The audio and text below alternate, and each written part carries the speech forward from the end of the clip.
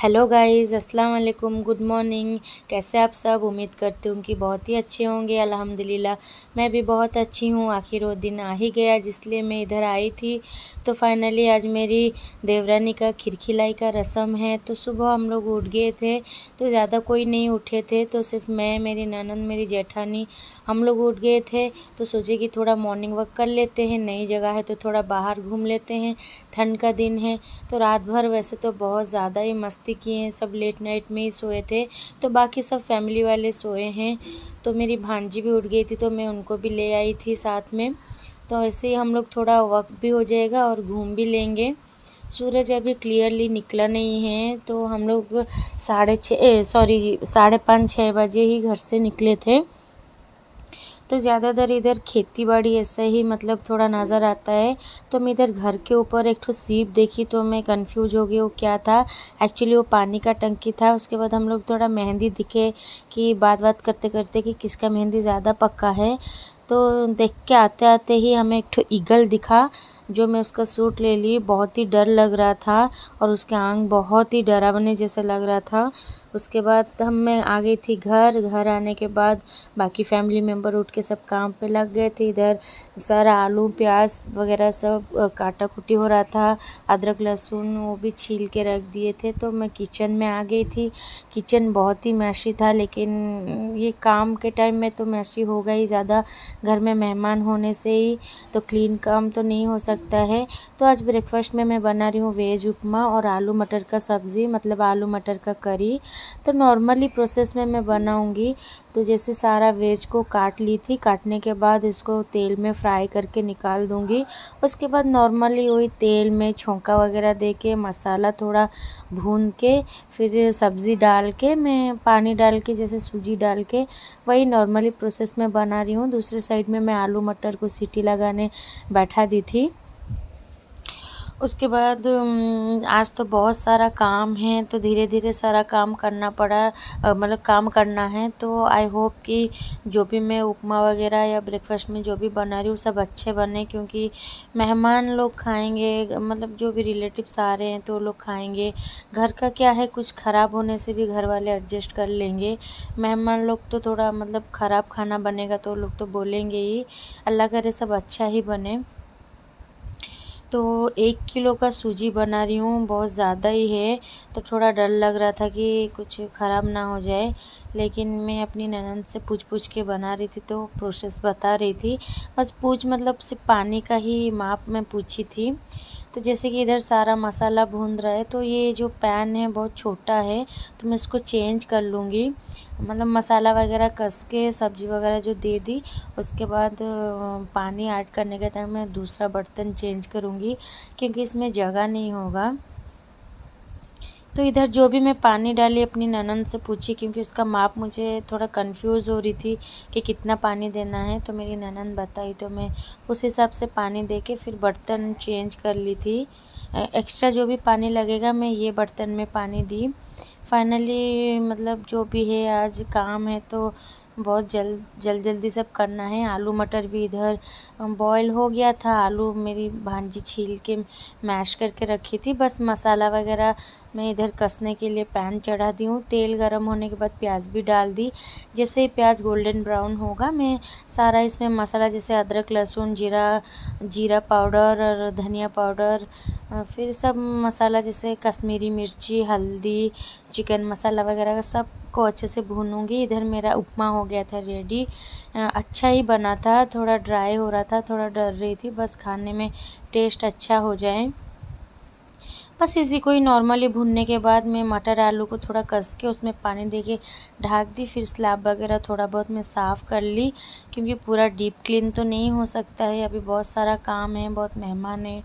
उसके बाद मैं आ गई थी ऊपर देखने के लिए कि काम स्टार्ट हुआ या नहीं।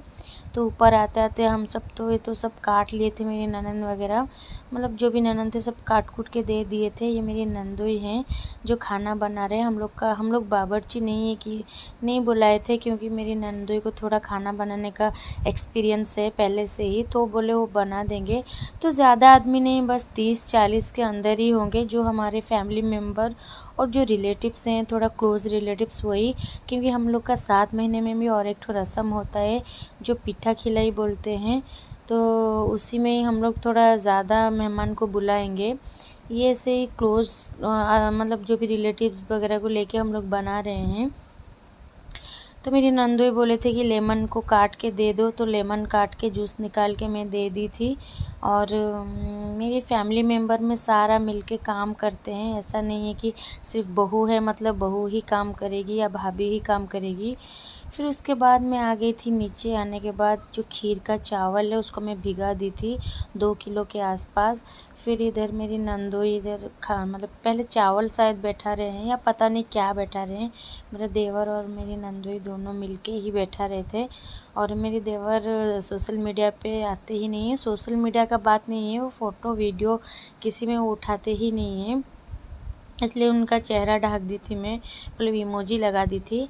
उसके बाद चावल को छान के रखे हैं, उसके बाद का प्रोसेस पता नहीं गाइस। ये देखिए हमारे देवर बहुत ही ज़्यादा कॉमेडियन है, इतना कॉमेडी करके काम के साथ मतलब कॉमेडी भी करते हैं, हंसाते रहते हैं। फाइनली हम लोग रेडी भी हो गए थे, क्योंकि हम लोग सिर्फ फ़ोन में बात कर लेते कि सब कॉटन साड़ी पहनेंगे। तो मैं कैसी लग रही हूँ प्लीज़ कमेंट में ज़रूर बताइएगा। मैं भी कॉटन साड़ी पहनी थी और ग्रीन पर्पल वाइट का कॉम्बिनेशन का था साड़ी, कॉटन ही था। उसके बाद इधर मेरी बेटी और मेरी भांजी भी रेडी हो गए थे। आयत को नॉर्मली फ़्रॉक पहनाई थी प्लेन वाला नेवी ब्लू कलर का। और उसके बाद पहले बच्चे लोग को खाना दे दिया। इधर मटन और आलू का करी बन गया था, चिकन बैठा रहा था, अभी तक चिकन हुआ नहीं है। तो रायता और मटन दे के बच्चे लोग को बैठा दिए खाने, क्योंकि लेट हो रहा था तो वो लोग पहले खा लेंगे। अभी तक मेहमान कोई आए नहीं, मतलब उनके तरफ से कोई आए नहीं, तो पहले बच्चे लोग ही दे देंगे। छोटे बच्चे हैं, वो लोग इतना लेट में खाना ठीक नहीं है, तो इसलिए हम लोग बच्चे लोग को दे दिए थे खाना। उसके बाद ये देखिए क्या ही बोलूँगी, इतना ज़्यादा मस्ती हो रहा है। मेरे देवर तो भारती के डुप्लीकेट ही हैं, जो कॉमेडियन भारती हैं। फाइनली हम लोग का रस्म हो गया था स्टार्ट। तो रस्म में ये जो सिंगार का ये जो प्लेट है ना, इसको 7 बार दुल्हन के दाएं से बाएं तक मतलब 7 बार घुमाना होता है। उसके बाद जो भी तेल लगाते हैं सिर में सिंगार के टाइम में, पहले 6 जन को लगाने के बाद 7वें बार को ही दुल्हन को तेल चढ़ता है। तेल हो कंघी हो, हम लोग का तो इधर रस्म है, ये पहले से ही है। मेरे टाइम में भी हुआ था, मेरी देवरानी के टाइम में भी हो रहा है। हम लोग का इधर जैसा चलता है हम लोग ऐसे ही करते गाइस। आप लोग का अगर कहीं से भी मेरा वीडियो देख रहे हैं, आप लोग का भी सेम ऐसी रस्म होगा तो प्लीज़ कमेंट में ज़रूर बताइएगा। नहीं तो आपका उधर कैसा रस्म है प्लीज़ मुझे ज़रूर बताइएगा। और उसके बाद ऐसे ही मस्ती भी होता है। और मैं उसका लाउड म्यूज़िक नहीं दे पाई, मतलब रियल म्यूज़िक रियल जो उसका आवाज़ है वॉइस वगैरह मैं नहीं दे पाई, क्योंकि बहुत शोर शराबा हो रहा था, ठीक से सुनाई भी नहीं देगा, इसीलिए मतलब मुझे वॉइस ओवर से देना पड़ा। उसके बाद वो कंघी भी जो है वो भी 6 जन को टच करने के बाद, छुलाने के बाद 7वें बार ही दुल्हन को लगता है। और खीर खिलाने के टाइम में भी एक ठो रस्म है, मतलब सिर्फ भाभी जो जेठानी लोग हैं वो लोग ही खीर खिलाएंगे और जो ननंद है वो लोग छुड़ाएंगे। इसमें ही देखना है कि जीतता कौन है, ननंद या भाभी। तो वो 6 बार जो है खीर खिलाने के बाद ही 7 टाइम में ही वो लोग छुड़ाते हैं।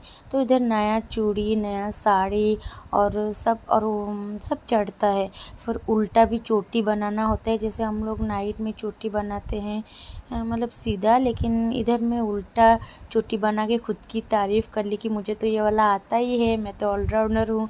तो सब हंस रहे थे। उसके बाद ही उल्टा चोटी हो गया। उल्टा चोटी बनाने के बाद जो भी भाभी इधर फेस को कवर किए हैं, एक्चुअली वो पान का पत्ता नहीं तो रुमाल में कवर करना चाहिए था, लेकिन मेरे देवर भूल गए थे लाने के लिए।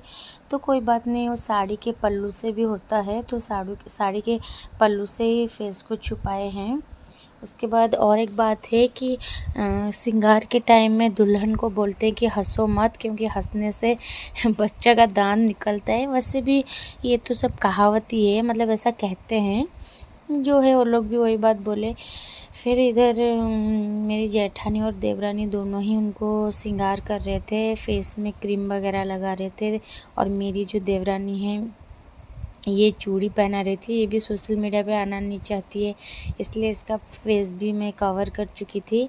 और ये जो भाभी है हमारी बड़ी जेठानी है जो फेस पे लगा रही है।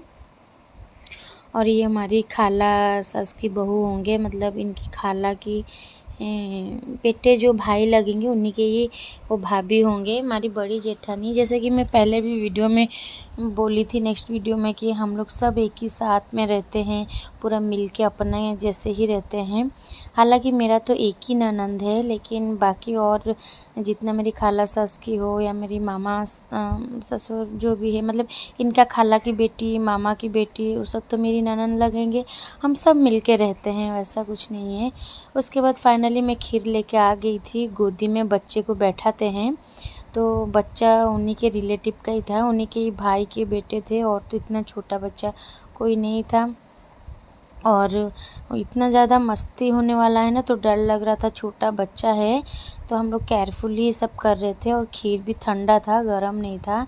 तो जैसे कि बड़ी भाभी पहले खिला रही हैं, वो 3-4 बार शायद खिलाएंगी, फिर मेरी देवरानी भी 2-3 बार खिलाएंगी, लास्ट में मैं खिलाऊंगी।